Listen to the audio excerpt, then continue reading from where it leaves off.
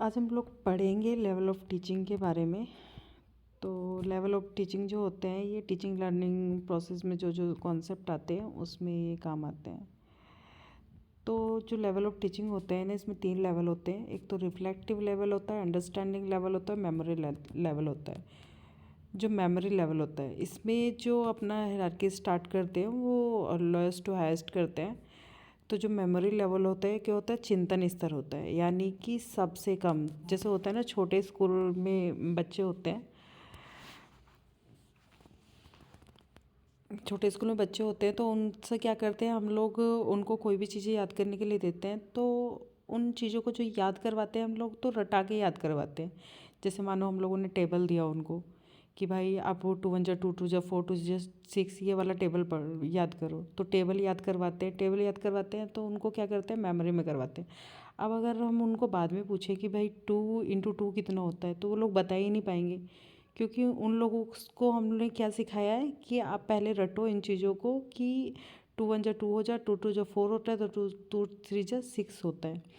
तो ये अपना मेमोरी लेवल होता है। इसमें क्या होता है, ये सबसे लोएस्ट होता है, यानी कि जो चीज़ें बच्चा याद करेगा वो उनके मेमोरी में ऐसा होता है कि फिट हो जाएगी और उसको वो भूल भी सकता है।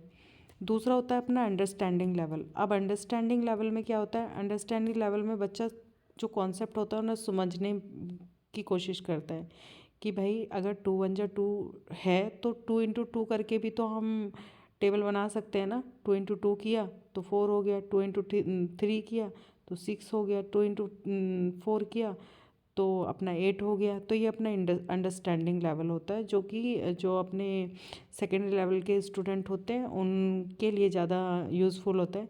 फिर होता है अपना रिफ्लेक्टिव लेवल। ये सबसे हाईएस्ट लेवल होता है किसी भी चीज़ को पढ़ने और पढ़ाने के लिए। इसमें क्या होता है, बच्चा खुद इस चीज़ को करता है और करने के बाद ही उस चीज़ को सीखता है। तो इसमें ये अपना हाईएस्ट लेवल होगा, रिफ्लेक्टिव लेवल। मेमोरी लेवल ये है अपना लीस्ट। अब सबसे पहले हम देखेंगे मेमोरी लेवल को दिया किसने है। तो जो मेमोरी लेवल है इसको दिया है हार्वर्ड ने, और इसको जो बोला जाता है ना वो लीस्ट थॉटफुल बोला जाता है। यानी कि मेमोरी लेवल को क्या बोलते हैं, लीस्ट थॉटफुल बोलते हैं। यानी कि इसमें जो चीज़ें होंगी वो ज़्यादा थॉटफुल नहीं होंगी, उसमें बहुत सारी चीज़ों को ऐसे बच्चा याद करता है और भूल भी जाता है। It cover the knowledge based objective based object Bloom taxonomy where the student learn to identify remember and reject the event the idea retain them the memory final the recall them and the needed. यानी कि अगर हम उनको इस चीज़ के बारे में याद दिलवाएं तो ऐसा नहीं है कि उनको याद ही आ जाएगा, वो उन चीज़ों को भूल भी सकता है। फिर है इसका ऑब्जेक्टिव क्या है, just to important the information memorisation rote memorisation. यानी कि हम इसमें क्या करवाते हैं, हम इसको मेमोराइजेशन करवाने के लिए काम करते हैं। एम क्या है, to get the factual information. यानी कि स्टूडेंट को फैक्चुअल इन्फॉर्मेशन देखने के लिए क्या करते हैं, इसका यूज़ करते हैं। फिर nature of the subject matter. जो इसमें सब्जेक्ट मैटर कैसा होगा, इसमें सिंपल कॉन्सेप्ट होंगे, यानी कि बहुत ज़्यादा हार्ड कॉन्सेप्ट हम लोग नहीं देंगे। Term and element and well organised. यानी कि इसमें जो एलिमेंट्स होंगे वो क्या होंगे, वेल ऑर्गेनाइज होंगे। फिर मेथड हम कौन सा यूज़ कर सकते हैं, teacher dominating method like drill और रिवीजन। यानी कि हम लोग क्या करेंगे, इसमें जो टीचर सेंट्रिक मेथड होंगे उनका यूज़ करेंगे। जैसे कि ड्रिल मेथड होता है, अपना रिवीजन मेथड होता है, हम लोग ये मेथड यूज़ करेंगे। रोल ऑफ टीचर, जो इसमें टीचर होगा वो डोमिनेटिंग होगा। यानी कि टीचर क्या करेगा, उन चीज़ों को बच्चों को बोलेगा कि आप इन चीज़ों को मेमोराइज़ करो, और बच्चा उन चीज़ों को मेमोराइज़ करेगा। जो टीचर का रोल होगा वो एक्टिव होगा और अथॉरिटेटिव होगा। Role of the learner, learner क्या होगा, इसमें पैसिव होगा, एस्ट्रिक्स होगा और मोटिवेशन होगा। यानी कि आप जो बच्चे को दे रहे हैं करने के लिए, बच्चा उसमें अपने हिसाब से या चीज़ों को रटने की कोशिश करेगा। टीचिंग लर्निंग मटेरियल, इसमें कौन कौन सा यूज़ कर सकते हैं हम लोग, इसमें मॉडल्स यूज़ कर सकते हैं, चार्ट यूज़ कर सकते हैं, टीवी यूज़ कर सकते हैं, रेडियो यूज़ कर सकते हैं, इन सारी चीज़ों का यूज़ कर सकते हैं। इवैल्यूएशन सिस्टम कौन से होंगे, इसमें जो इवैल्यूएशन सिस्टम है हम इसमें ओरल भी कर सकते हैं और रिटन टेस्ट भी ले सकते हैं। Memory level of teaching in influence by the following psychological theories. यानी कि जो अपना मेमोरी लेवल है वो किन किन साइकोलॉजिकल थ्योरीज से इन्फ्लुएंस होता है, तो ये देखेंगे इसमें। The memory the theory of mental faculty of mental discipline. ये वाली इसमें करेगी। हर्बेटियन थ्योरी ऑफ एप्रिसिएशन भी इसमें काम करेगी। थॉर्नडाइक कनेक्टिविज़न भी इसमें काम करेगी। और थ्योरी ऑफ कंडीशनिंग यानी कि पैवलॉक, थॉर्नडाइक और हर्बर्ट और जो अपना फैक्चुअल डिसिप्लिन पे काम करते हैं वो सारी थ्योरीज इसमें काम करेगी। हम देखेंगे कि इसके एडवांटेज क्या हैं। तो एडवांटेज इसके होंगे यूज़फुल फॉर यंग चिल्ड्रन, यानी कि ये जो यूज़ इसका जो मेमोरी लेवल का जो यूज़ है वो यंग चिल्ड्रन के लिए भी होता है। यूज़ फॉर स्लो लर्नर, यानी कि इसमें जो स्लो लर्नर होंगे ना वो भी अपना पार्टिसिपेट कर सकते हैं। तीसरा होगा basic for the understanding and reflective level of teaching, यानी कि ये अंडरस्टैंडिंग लेवल का बिल्कुल मतलब ये बेसिक है, यानी कि अगर बच्चे मेमोराइज ही नहीं करेंगे तो रिफ्लेक्टिव लेवल पे नहीं पहुंच पाएंगे, तो इसीलिए ये बेसिक बोला जाता है ये अपना रिफ्लेक्टिव लेवल का। Help children to learn new concept, हम इसमें क्या करेंगे जो स्टूडेंट होंगे उनको नए कॉन्सेप्ट सिखाने की कोशिश करेंगे। Use for acquisition of fact, यानी कि एक्विजिशन और फैक्ट पे काम करेगी। इसके डिसएडवांटेज क्या होंगे। Use for the rote memory, इसको हम लोग बोलते हैं कि ये रटाफिकेशन पे काम करती है, यानी कि हम चीज़ों को बच्चों को रटा के सिखाते हैं। Loss for retention and the recall, बच्चे इसमें क्या होते हैं कि जो कॉन्सेप्ट हम बच्चों को सिखा रहे हैं बच्चे उसे भूल भी सकते हैं, तो रिटेंशन और रिकॉल मतलब भूलने का भी हो सकता है। No scope for self learning, यानी कि सेल्फ लर्निंग में इसका कोई स्कोप नहीं है। जो आपका फोर्थ होगा वो डोमिनेंस ऑफ टीचर, यानी कि टीचर इसमें क्या होगा एकदम डोमिनेटिंग होगा, वो बच्चों को बिल्कुल एकदम स्ट्रिक्टली उन चीज़ों को सिखाने की कोशिश करेगा। जो अपना फिफ्थ होगा not suitable for higher education, higher education की क्लासेस, यानी कि ये जो हायर एजुकेशन में जो स्टूडेंट भाग ले रहे हैं उनके लिए काम नहीं करेगा। फिर अपना अंडरस्टैंडिंग लेवल, अब अंडरस्टैंडिंग लेवल में क्या है। Understanding imply the knowing the meaning of the thing and concept, grasping ideas, interpreting some relationship, comprehending fact and influencing on the one thing, यानी कि इसमें क्या करेगा बच्चा चीज़ों को पढ़ेगा और पढ़ के समझने की कोशिश करेगा। ये अपना अंडरस्टैंडिंग लेवल है। इसको जो दिया है वो मॉरिसन ने दिया है, एच सी मॉरिसन ने। हमेशा इस पे क्वेश्चन भी आते हैं अंडरस्टैंडिंग लेवल पे, तो इसके बारे में देखेंगे। फिर है ना इसमें जो बताया गया है supported by Herbartian theory of appreciation, यानी कि इसमें जो हर्बर्ट की जो थ्योरी है ना एप्रिसिएशन की, ये इस पे काम करती है। It seeks the learner to acquaint himself with the relationship between fact and principles, ये फैक्ट और प्रिंसिपल्स दोनों पे काम करता है। इसमें जो है वो थॉटफुल लेवल ऑफ टीचिंग है, मतलब जो बच्चा इसमें सीख रहा है वो बिल्कुल एकदम थॉटफुल सीख रहा है, यानी कि वो सीख रहा है और उसको समझने की कोशिश कर रहा है। बी एस ब्लूम, अब बी एस ब्लूम का क्या है इसमें, जो बी एस ब्लूम की जो वो है उसमें अंडरस्टैंडिंग एप्लीकेशन, यानी कि जो बच्चा किसी चीज़ को सिखाते हैं ना उसको खुद करके देखता है, तो वो वाला कॉन्सेप्ट इसमें काम करेगा। सब्जेक्ट मैटर इसमें जो होगा वो वाइड होगा, लार्जर होगा, इज़ नो क्वालिटेटिव, यानी कि इसमें क्वांटिटेटिव भी हो सकता है और क्या बोलते हैं और लार्जर होगा और बहुत ज़्यादा वाइड होगा इसमें कॉन्सेप्ट। उसके बाद इसके एडवांटेज होंगे।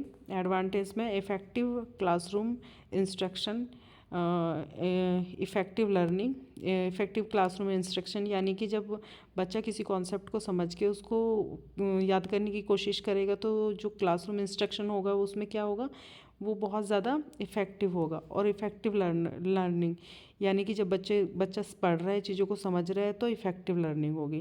Development of different cognition abilities, यानी कि उसमें क्या होगा कि जो उसकी एबिलिटीज़ हैं जो कि विभिन्न विभिन्न प्रकार की उसमें एबिलिटीज़ है, वो एबिलिटीज़ क्या होगी वो बाहर निकल के आएगी उसकी। फिर इसमें डिसएडवांटेज क्या होगा इसका, टीचर सेंटर्ड, अब ये वाली जो अप्रोच होगी इसमें क्या होगा लेवल होगी, इसमें जो टीचर होगा ना जो टीचिंग होगी वो टीचर सेंटर्ड होगी, इसमें टीचर का मेन रोल होगा। नो इंडिविजुअल, फिर सेकंड है इसमें नो इंडिविजुअल लर्निंग, यानी कि इंडिविजुअल के लिए नहीं है, ये सभी के लिए काम करती है। फिर है ignore higher level to cognition ability, ये जो हायर लेवल पे जो एजुकेशन दी जाती है उसको इग्नोर करने की कोशिश करता है। फिर है आपका थर्ड वाला रिफ्लेक्टिव लेवल, जो कि हंट ने दिया है। इसमें इसको जो बोलते हैं ना, मोस्ट थॉटफुल लेवल बोलते हैं। ये बिल्कुल एकदम जो हाईएस्ट लेवल होता है ना टीचिंग का, ये वो है। इसमें क्या है, comprises the higher level of thinking है। यानी कि आप जो भी चीज़ें कर रहे हैं, जिस भी चीज़ों को पढ़ने की कोशिश कर रहे हैं, वो बिल्कुल हाई लेवल से कर रहे हैं। रीजनिंग, ये रीजनिंग पे काम करता है। यानी कि आप चीज़ों को कर रहे हैं, समझ रहे हैं और उसके बारे में बिल्कुल एकदम जान पा रहे हैं, मतलब डीप नॉलेज ले रहे हैं। फिर थिंकिंग, यानी कि आप जो भी सोच रहे हो, बिल्कुल जो भी पढ़ रहे हो, जो भी समझ रहे हो, बिल्कुल एकदम क्या है कि थिंकिंग आपकी जो होगी ना, वो डीप होगी। इमेजिनेशन, आप चीज़ों को इमेजिन कर पा रहे हो, आप चीज़ों को रिलेट कर पा रहे हो।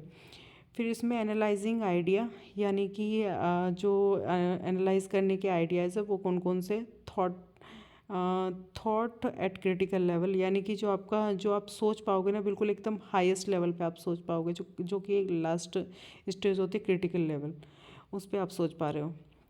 Aim and objective to develop the insight and the develop the relation critical thinking, यानी कि आपका जो डेवलपमेंट होगा ना इंसाइट और वो रिलेशन होगा, वो क्रिटिकल थिंकिंग पे होगा। नेचर ऑफ सब्जेक्ट होगा ओपन एंडेड होगा और फ्लेक्सिबल होगा, यानी कि बच्चा बिल्कुल एकदम जो चीज़ें उन उसके बाहर निकल के भी सोच पा रहा है। जो मेथड होंगे, इसमें कौन कौन से मेथड यूज़ करेंगे, प्रॉब्लम सॉल्विंग। जब बच्चा रिफ्लेक्टिव लेवल पे सोच पा रहा है, तो वो उसके सामने चाहे कोई भी समस्या हो, सारी समस्याओं का वो अपने लेवल पे सॉल्यूशन निकाल सकता है। एक्सपेरिमेंटल मेथड, यानी कि वो चीज़ों को खुद एक्सपेरिमेंट कर रहा है और उन चीज़ों के बारे में जान रहा है। इन्वेस्टिगेटिंग प्रोजेक्ट, यानी कि इन्वेस्टिगेट कर रहे हैं, बच्चा खुद से कर रहा है, खुद से समझ रहा है और खुद से उस चीज़ को मतलब एक्सप्लेन कर पा रहा है। ह्यूरिस्टिक मेथड, यानी कि वो खोज पा रहा है चीज़ों को और रिलेट कर पा रहा है। एक्टिव लर्नर, इसमें जो लर्नर होगा वो क्या होगा, एक्टिव होगा। लेस एक्टिव टीचर, यानी कि इसमें जो टीचर का रोल होगा वो लेस हो जाएगा, यानी कि टीचर इसमें थोड़ा कम ही इंटरफेयर करेगा। फिर इंस्ट्रक्शन मोटिवेशन, यानी कि जो बच्चा होगा बिल्कुल सेल्फ मोटिवेटेड होगा। इसमें एडवांटेज जो होंगे इसमें लर्नर के, हाँ, वो होंगे लर्नर सेंटर अप्रोच। ये जो अप्रोच है, ये अपना लेवल है, ये जो लर्नर सेंटर होगा वो होगा। प्रोवाइड मैक्सिमम फ्लेक्सिबिलिटीज़, इसमें जो टीचर जो स्टूडेंट है वो बिल्कुल एकदम फ्लेक्सिबिलिटी के द्वारा फ्लेक्सिबल है, बिल्कुल अपनी चीज़ों को अपने हिसाब से करने और सोचने के लिए। फिर इसमें थर्ड होगा development of problem solving ability, यानी कि जो बच्चा हाईएस्ट लेवल पे सोच पा रहा है, उसके सामने चाहे कोई भी प्रॉब्लम हो, उन सब प्रॉब्लम को वो सॉल्व कर लेगा। यूज़फुल फॉर गिफ्टेड चिल्ड्रन, यानी कि जो गिफ्टेड चिल्ड्रन होते हैं, जो हमारे स्पेशल चाइल्ड होते हैं, उनके लिए क्या है, बिल्कुल ये बहुत ज़्यादा यूज़फुल है। Advantage, no applicable for dull student, यानी कि जो बच्चे बिल्कुल स्लो लर्नर होते हैं या फिर उस लेवल पे नहीं सोच पाते हाईएस्ट लेवल पे, उनके लिए ये क्या होगा, ये थोड़ा लिस्ट मतलब कम काम करेगा। फिर है note for lower classes student, छोटे बच्चों के लिए बिल्कुल भी यूज़फुल नहीं है, यानी कि छोटे बच्चे इस लेवल पे सोच ही नहीं पाएंगे। टाइम कंज्यूमिंग प्रोसेस, यानी कि इसमें इस चीज़ को समझने और चीज़ों को अपने हिसाब से करने में बहुत ज़्यादा टाइम लगता है, तो ये टाइम लेता है बहुत ज़्यादा। तो गाइस, ये था हम लोगों का कॉन्सेप्ट लेवल ऑफ टीचिंग, जो कि बहुत ही ज़्यादा इम्पोर्टेंट है, जो सीटेट नेट दोनों के लिए यूज़फुल होता है। तो अगर आप लोगों को कॉन्सेप्ट समझना है तो आप कर सकते हो, और आप लोगों को इसके अलावा भी कुछ समझना है तो आप लोग मुझे मैसेज कर सकते हैं। मैं कोशिश करूँगी उस पर शॉर्ट वीडियो बनाऊँ और आप लोगों के साथ शेयर करूँ। Thank you.